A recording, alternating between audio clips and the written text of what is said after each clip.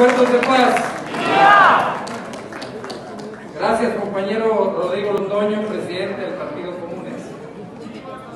Vamos a pedir la presencia del compañero Iván Cepeda, senador de Colombia por el Partido Foro Democrático, para su participación. Muchas gracias, compañeras y compañeros. Quiero reiterar mi gratitud al Partido del Trabajo, al profesor Anaya, por otorgar este momento que para nosotros es enaltecedor para conmemorar 5 años de lucha por la paz en Colombia y por sacar adelante este acuerdo histórico. Se ha denominado el Acuerdo Final de Paz, que puso fin a una parte de nuestro conflicto armado después de más de 50 años de enfrentamientos entre lo que fue la guerrilla de las FARC y el Estado colombiano. Quiero destacar simplemente en este momento por qué es tan significativa desde el punto de vista geoestratégico la situación colombiana.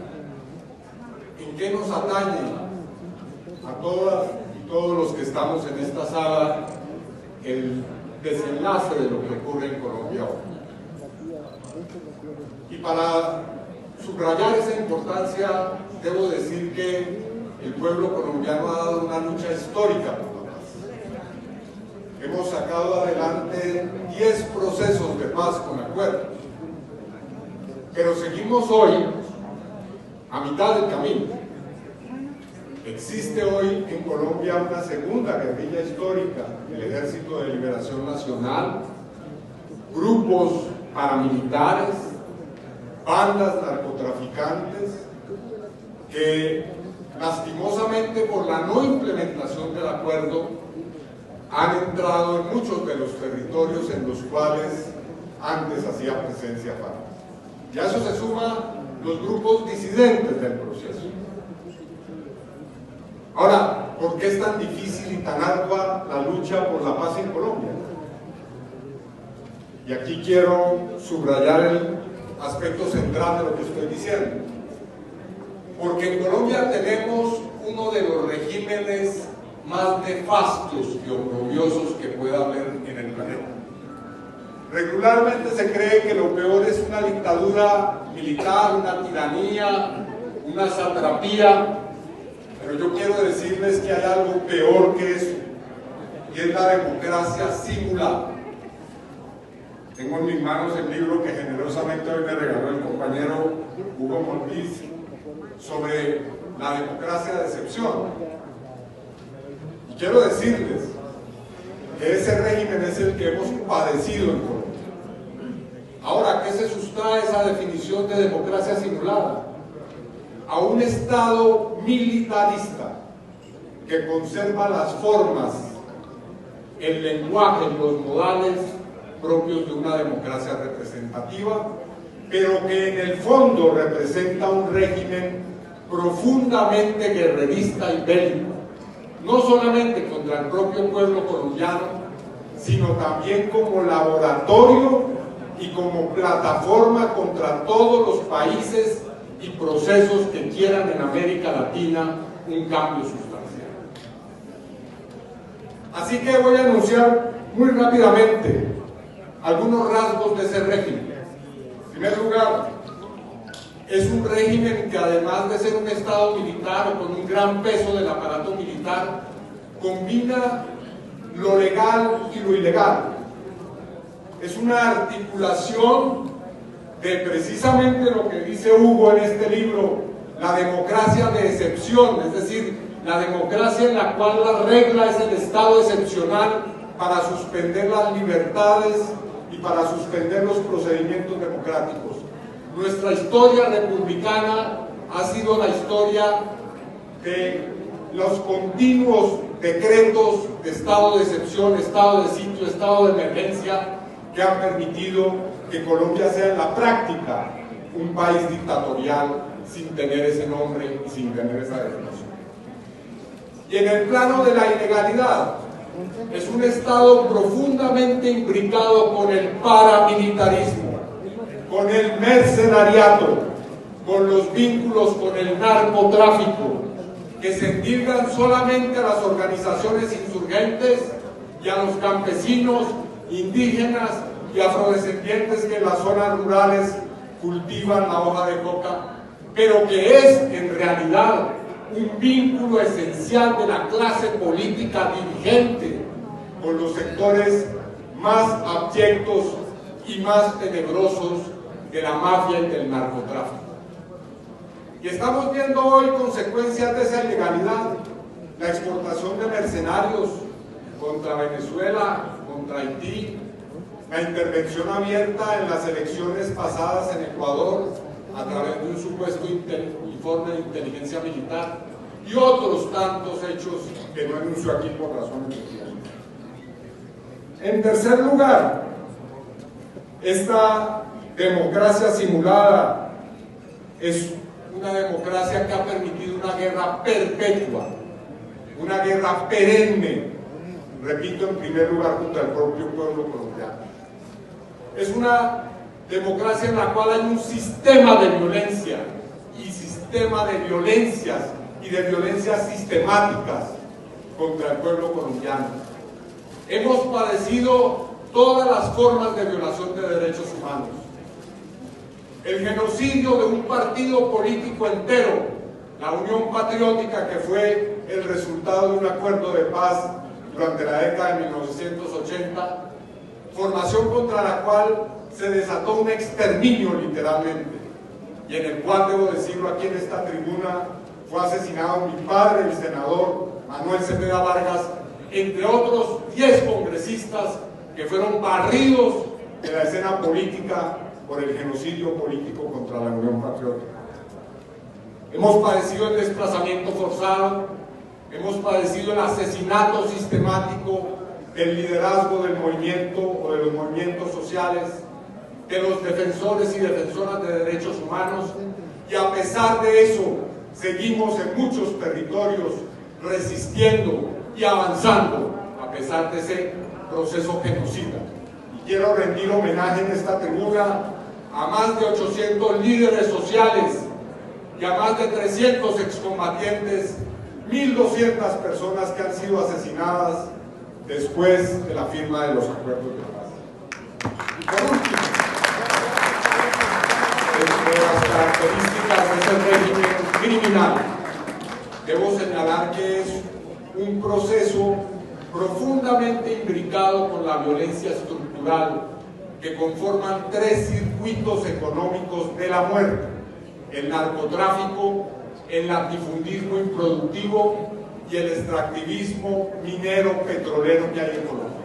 Ninguno de esos procesos se hace en nuestro país sin que las comunidades rurales sean sometidos a procesos de violencia extrema. A pesar de ello, compañeras y compañeros, decimos con orgullo hoy que el proceso de paz colombiano ha sobrevivido los embates de la extrema derecha de nuestro país y que vamos por más en las próximas elecciones del 2022 a buscar un cambio histórico en nuestra historia republicana que viene anulado por este proceso de paz, por la gran movilización juvenil y popular que desde hace por lo menos 10 años venimos experimentando en Colombia, cada vez con ciclos de protesta más importantes, y además por los resultados electorales que hoy nos convierten en una fuerza que puede llevar al Palacio de Nariño, al Palacio de los Presidentes y al Congreso fuerzas renovadoras de la vida política colombiana. Así que la columna vertebral de un gobierno de cambio en Colombia será una política de paz mucho más ambiciosa de la que hemos hecho hasta ahora. Queremos un proceso de paz total en el cual se implemente realmente el acuerdo de paz firmado, que haya un proceso de negociación, diálogo y acuerdo con el Ejército de Liberación Nacional, un sometimiento a la justicia de los grupos paramilitares y narcotraficantes y una política de verdadera reforma estructural del mundo rural, del mundo político, y un enfoque diferente frente al problema del narcotráfico y de las drogas ilícitas. Por esa razón me uno a las palabras del compañero Rodrigo Londoño, nuestra gratitud y nuestro llamado a la comunidad internacional y a la comunidad de los movimientos sociales y políticos a acompañar este proceso.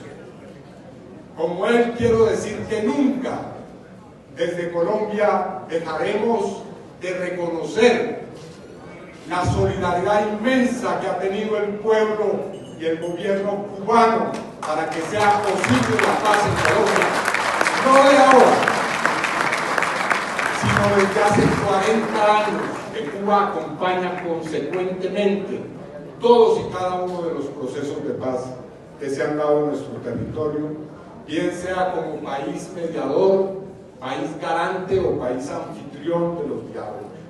Y nunca dejaremos de reconocer el altísimo costo que ha significado para Cuba ese acompañamiento que tiene hoy a ese glorioso pueblo y país en una lista oprobiosa de países que supuestamente impulsan y conectan con el terrorismo, que es la lista estadounidense, que se emplea para chantajear a pueblos y gobiernos, y que en este caso ha puesto a Cuba en esa situación por ser consecuente con el proceso de paz y de diálogo con el Ejército de Liberación Nacional, cuya delegación de paz sigue en la isla, a pesar de que el gobierno colombiano ha negado un protocolo para el retorno de esa delegación una vez que se suspendieron los diálogos antes. Es decir, Cuba ha sido absolutamente consecuente con su rol como garante en el proceso de paz colombiano. Y también, por supuesto, reconocer a Venezuela, a su gobierno, el papel que, como lo dijo bien Rodrigo, ha cumplido Hugo Chávez, y también reconocer el papel de Noruega durante estos diálogos de desarrollo. Finalizo simplemente diciendo, además de eso, lo siguiente. Esta es una reflexión que dejo aquí.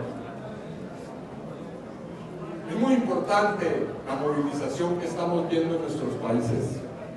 Las olas de protesta ciudadana, que ya incluso no son simplemente protestas, sino que se convierten en verdaderos paros y huelgas generales en nuestros países, en Colombia, en Chile y en otras partes de nuestro continente. Pero la pregunta que quiero hacerles es, ¿y por qué seguimos movilizándonos nacionalmente y por qué no comenzamos a movilizarnos transnacionalmente? ¿Por qué no programamos una gran movilización hemisférica contra la deuda externa y contra el chantaje de los intereses de esa deuda de nuestros países y gobiernos? ¿Por qué no comenzamos a programar movilizaciones transnacionales para buscar que se escuche la voz de los pueblos en los escenarios de decisión internacional, de la banca internacional, de los sistemas multilaterales, de relaciones diplomáticas entre nuestros países? Yo les hago esa cordial invitación. Pensemos y trabajemos para que nuestras movilizaciones, por supuesto, sigan teniendo un contexto propio, nacional, pero que hagamos grandes jornadas en las cuales demostremos que sí podemos movilizar a nuestros pueblos contra los poderes que siguen hoy decidiendo nuestro futuro y llevándonos a crisis tan pavorosas como las que hemos discutido en este seminario. Muchas gracias.